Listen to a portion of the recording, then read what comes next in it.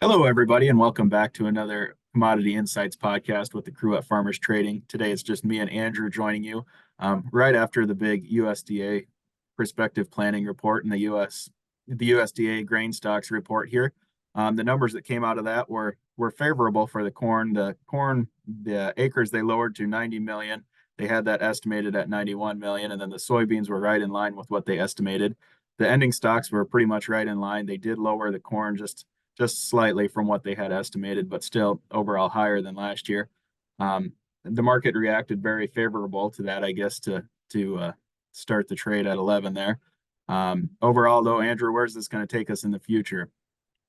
Yeah, it's hard to say exactly where it's going to take us. Looking first at the corn market there, 90 million acres when you expected 91.7. I think it leaves the door open for things to go higher, especially if you have some weather and planting issues going forward here. To say that we're going just straight up to $5 again, I don't think that's quite the answer that we're looking for here.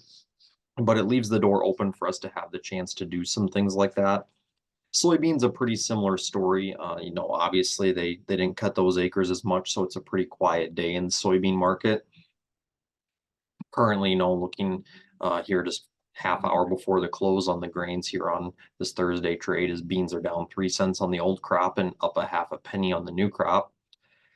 And you're trading above some levels that you'd really like to stay above, but by no means have you started a bull trend on this thing. So being similar to corn, there's more upside potential, I think, or there's less of a ceiling on top of us here.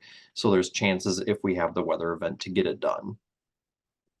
And this planning report was one of the big expectations, I guess, that we were looking for fundamentally. Is there any other news, I guess, fundamentally that a guy should be listening for coming up here in the short term?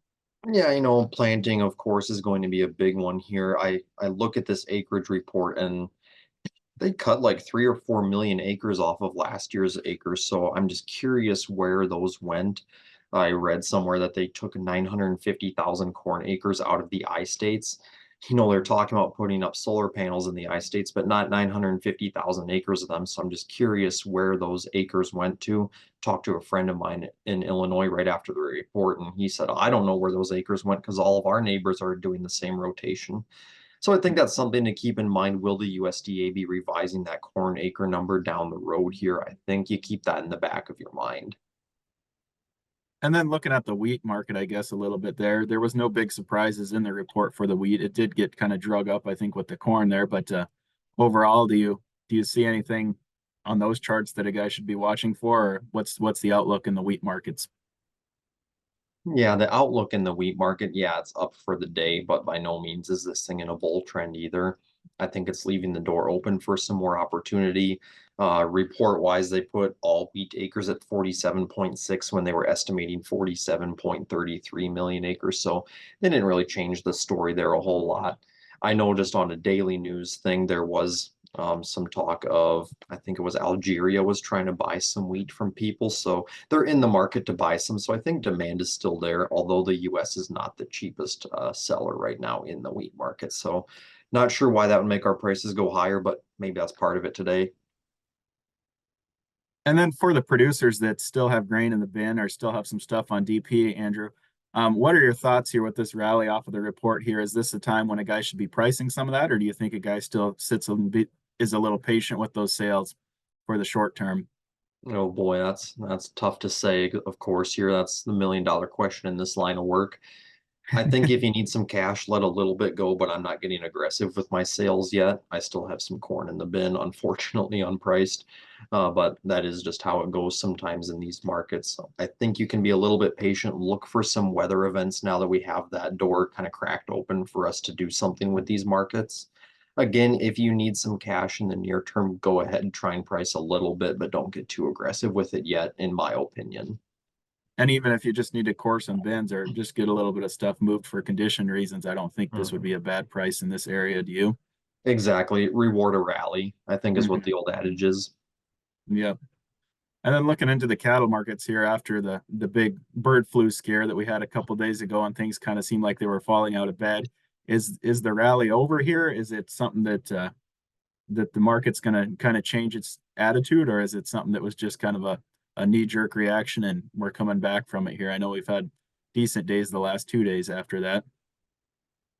Yeah, it's looking like knee-jerk reaction. I look at the fat cattle market, especially on this Thursday trade, up a buck 57 on the June fat cattle, and talked to a couple of our cattle producers, and they said the sale barns are still selling hot. Things are doing good there. As far as the chart is concerned on fat cattle, you went right down to some support levels that should hold it, and they did.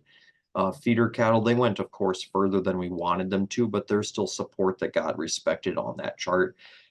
So if you are of that persuasion that this bullish cattle market is going to continue, I think you can be a little bit patient with, pricing out some cattle here.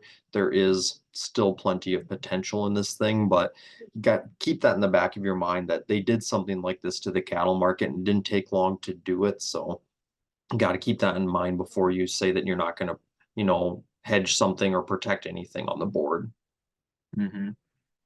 And then looking at the hog market, I know there was talks of maybe some demand switching with the swine or the avian flu in the cattle. Is that going to switch demand towards some of the pork? I know pork's a lot cheaper at the grocery store. Is this the start of that correction, or do you think that demand is still going to be up there for the beef and the pork is going to continue to do what it does? Yeah, I don't think it's going to change things dramatically here. Just looking at the pork market, I think it is at a better place price rise where it should be here.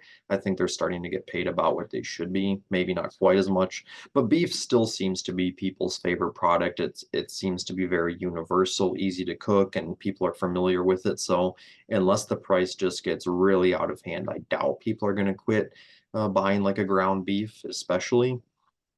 I could be wrong there, but right now people don't seem to be too concerned about that overall.